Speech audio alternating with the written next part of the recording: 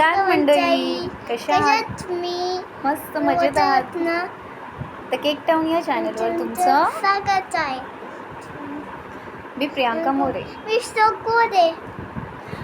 तर आज मी बोलू ना? थोडं थांबा 5 मिनिट. ओके. तर आज मी तुम्हाला सिंपल असं व्हॅनिला प्रीमिक्स तुम्हाला मी दाखवणार आहे. हा व्हिडिओ मी जेव्हा रेकॉर्ड करत होती त्यावेळी खूप काही प्रॉब्लेम झालं. मोबाईलमध्ये अटॅच होत नव्हतं, म्हणजे ते जो स्टँड आहे त्याच्यामध्ये मोबाईल अटॅच होत नव्हता. जेवढं मला पॉसिबल झालं तेवढा मी हा व्हिडिओ काढण्याचा प्रयत्न केला आहे. बघा तुम्हाला या व्हिडिओमध्ये तो जेवढं कळतं आहे तेवढं. ठीक आहे, चला मग आता मी तुम्हाला थोडक्यात सांगते. आणि या प्रीमिक्समध्ये ना मी व्हॅनिला पावडर यूज नाही केली आहे, तर याऐवजी मी व्हॅनिला एसेन्स यूज करणार आहे. आणि जेव्हा मी केकचं बॅटर बनवेल ना त्यावेळेस हे व्हॅनिला एसेन्स यूज करणार. आत्ता प्रीमिक्समध्ये मी बनवणार नाही. चला मग आता आपण रेसिपीला सुरुवात करू. तर ही बघा मी ग्रॅम वाईज सांगितलं आहे, मेन्शन केलं आहे किती मी ह्यामध्ये शुगर वापरली आहे. जे आपण नॉर्मल घरात वापरतो तीच शुगर आहे. मैदासुद्धा यामध्ये मेन्शन केलं आहे. खाली डिस्क्रिप्शन बॉक्समध्ये सुद्धा मी तुम्हाला मेन्शन करेलच. ठीक आहे.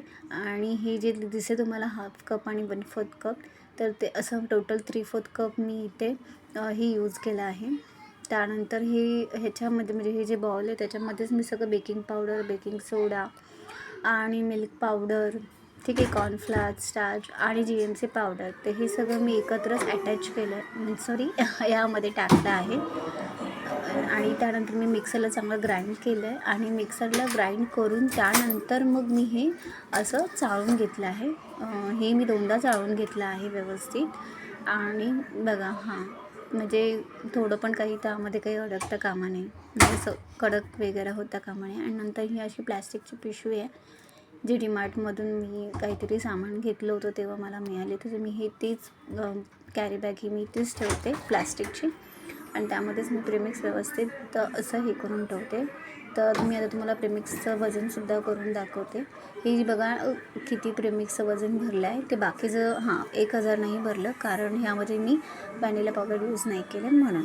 सो हा व्हिडिओ तुम्हाला माझा आवडला तर व्हिडिओला नक्की लाईक करा, सबस्क्राईब करा, ठीक आहे. आणि शेअरसुद्धा करा, जास्तीत जास्त लोकांना शेअर करा.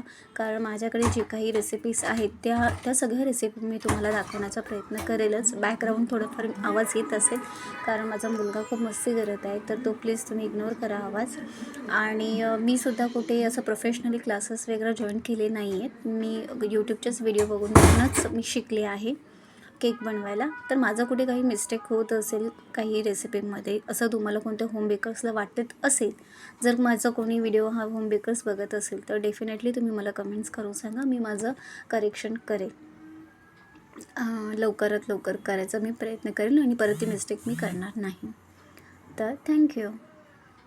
हे जे मी प्रीमिक्स वापरलं आहे ना, या प्रीमिक्सपासून डिफरंट फ्लेवरचे आपण केक्स बनवू शकतो. स्पॉन्ज